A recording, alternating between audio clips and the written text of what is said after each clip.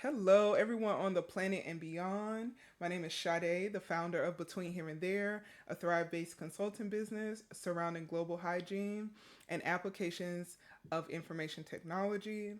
We define global hygiene as the cleanliness and the health of the planet. Today, we're going to be talking about water, okay? It is 2023-07-31 at 12:01 here on the East Coast of the United States. And there are going to be some following videos about water, but today I just want to talk about how much we have, where is it located, the categories in which water is divided into, categories in which it's divided into. Okay, so our planet is 71% water, and it models the human form because most of our body is also water. With that function of water, it is further divided into its usable applications. So that's salt water versus fresh water. And we use fresh water for everything, even for industrial reasons, right? So even for nuclear energy, when it comes to cooling, salt water is still used, fresh water is still used in those systems, okay? So water as a whole is divided into two categories. That's freshwater and saltwater. Of those two categories, freshwater is 3%, okay? And that 3% is further divided into the locations in which that fresh water is located. Ice and glaciers, groundwater aquifers, and surface water, okay? So those are your lakes and ponds and rivers and things of that nature, okay? The US Geological Survey has some information on their website. They cover some of the information in about 35 languages. I encourage you to go, I encourage you to go check that out, usgs.gov. And you can just Google and put like water, components of water, or whatnot, because that gives you more of an understanding of the issues when it comes to water. Because again, people see that, oh well, water is everywhere, we shouldn't have an issue. But to take a saltwater system and try to move it into a freshwater system, you're going to affect the ecological processes that happen in that water. That water essentially becomes dead because other plants and animals cannot survive in such high concentrations of salt. Okay, so and even with our consumption of water, we don't want to be just drinking salt water because it's eventually going to rob the body. We do need a form of salt when consuming water to ensure we have the electrolytes and the electricity, the electrons in the water to ensure that we are causing our bodies to be more electric. That's what we are. We consume elements from the periodic table, and it makes our body electric. Our brain has a lot of energy, our heart, etc. So with the planet being 71% water, of that 96.5% is from the ocean water, which is goes in the category of salt water. Other saline is zero point 0.9, which is other bodies that have brackish water, and brackish is that's higher salt content, okay? And then fresh water is 2.5%. So actually, from the first resource was the 3%, and that is from a uh,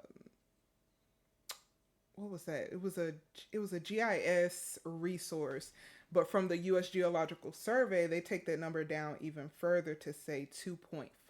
Okay, and so of that 2.5 of fresh water, 1.2 is surface water, what we see. 3.30.2 is groundwater and aquifers. So this is where when it rains, whatever precipitation is on the surface, snow eventually melts, becomes water. It percolates down through these crevices, through gravel and rock, and eventually meets at a central location where the water is gathered, and that's where you're able to tap into and say, this is my groundwater resource. I can tap into it and I can generate a well. And so that well is going to be able to supply water for your needs, right? However, you also have aquifers, and these takes thousands of years to fill. So when industries, especially, and I harp on industries more because the average day-to-day consumption of water it's just not equivalent to what an industry would take in, especially when you're talking nuclear energy, because there's a lot of water needed in those cooling reservoirs, those cooling systems, those coils and pipes. That's why if you look at any nuclear plant, what is very close by, there will be some form of water, a lake. I really haven't seen many rivers of flowing water because they have to discharge the water and keep a good eye on what toxins and pollutants are going into those water systems, and hopefully actually catching it before that discharge even happens. And of the 2.5 freshwater, saltwater, freshwater, 68.7% is in ice and glaciers. So it's locked away in locations that we're not able to access. Now, some would argue, well, why don't we just go to the North Pole and just get the ice and bring it down and melt it? No, no, we're looking for a sustainable solution, because if we encourage that process, what are we doing? We're still extracting and not putting back into the system. Okay, so there's more efficient methods to eliminate this issue. Okay, one of them being the processing of water. Where is our water coming from? How are we using it? What is the current state of it? Because some of this fresh water is contaminated, because some industries and companies, corporations, interject into the grounds this water, this wastewater. They literally inject the grounds with that. So eventually it percolates and trickulates into those groundwater systems, which make it hazardous for the consumer. Okay. So that's going to be the first step with addressing it, would be, let's get our water, or whatever, our wastewater, our water we use to process whatever we're processing, let's get that water to a state in which it can be discharged back into its systems and nature can take back over. And the best way we can do this is, first of all, to mimic those processes and elevate them, because nature, the most high, those processes are a lot of times slow and meticulous to ensure its success. However, with man, we have a very short time here on the planet in retrospect, and therefore we're just kind of we're going quickly and want the end goal. Now, if we're applying that type of biomimicry, then we need to see how we can get it back to its current state. So what does that look like? That looks like testing the water's temperature, its salt content, and also when you're discharging it. Because the moon and other planetary bodies have an effect on our planet, the moon especially on our waters. High tide and low tide, that pulls water in and out, and you want to ensure that you're going with the flow, literally. Okay. So I want to do a little bit of a recap, because I know I ran through a bunch of information before we go into the next bit. So our planet, mostly water, 71%. Of that 71%, the USGS has identified our freshwater systems to be about 2.5% of that water. That is the water that we consume. We do for everything: personal hygiene, food, washing our cars, drinking, that consumption. Our fresh water is used for those things, as well as other industries are using fresh water for their applications. Most of our fresh water is in ice and glaciers, locations in which we cannot access. So we need to look at what we currently have going on and figure out ways in which we can keep that cycle going. Okay. So that's also going to come with analysis of what is actually needed for water. For example, in agriculture practices, especially here in the States, it's a lot of, there's a lot of, excuse me, there's a lot of, okay, we're going to just sprinkle an open field. We're just going to sprinkle an open field and water the crops. Well, in applying drip lines to where the roots, because that's where the nutrients are absorbed at the roots.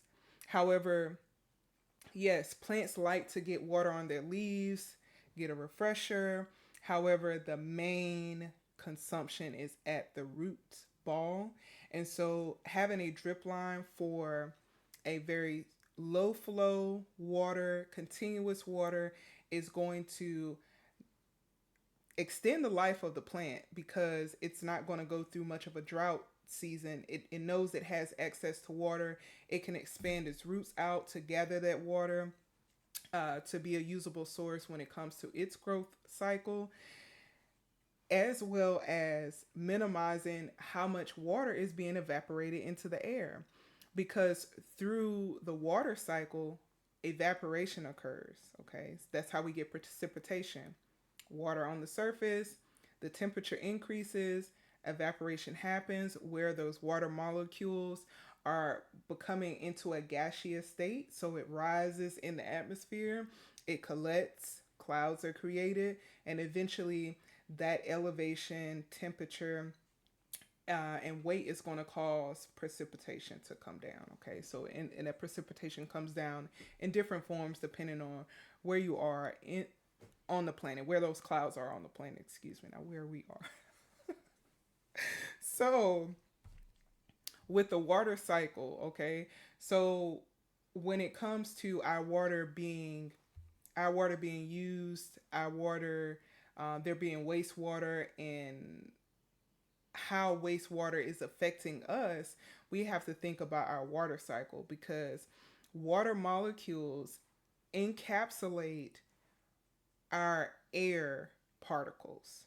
So when precipitation is coming down, that water is encapsulating the CO2, the PCBs, BCPs, these toxins, these persistent pollutants in our atmosphere are being collected in the rainwater, and then it's being dropped down into our systems and being put into those same cycles, which it collects and intensifies. Okay, it's almost like a form of biomagnification, but in environmental science, we talk more about biomagnification being something in which it's a consumption. Like if you think of the trophic levels, in which, like say for in an aquatic system, very small fish consumes a toxin, right? Consumes a toxin. The small fish is eaten by the medium fish. The medium fish is eaten by the larger fish, and then the larger fish is eaten by some land animal like a bird or something. So by the time that that fish has gotten to the phase of which it's consumed by that bird, it has been magnified. So the toxins have been magnified because it's an addition, right? So especially from that small fish to the medium fish is probably consumed about six small fish. So that multiplication and magnification has occurred at that level. So by the time it gets to its final resting place, which is all a cycle, so it's not really final, because even the bird will eventually pass, and then decomposers take over to break down the creature into its usable elements. So breaking it down into water, which it returns into our water cycle, breaking it down into carbon. That's more of inferno, but you get my point, okay? So USGS is a great resource when it comes to figuring out your like the water cycle, diagrams, other resources if you want to inform people around you. I didn't realize we were running short on time, so I'm going to go into the next video. I thank you for being here. Thank you for being a part of the mission, and I will talk to you later.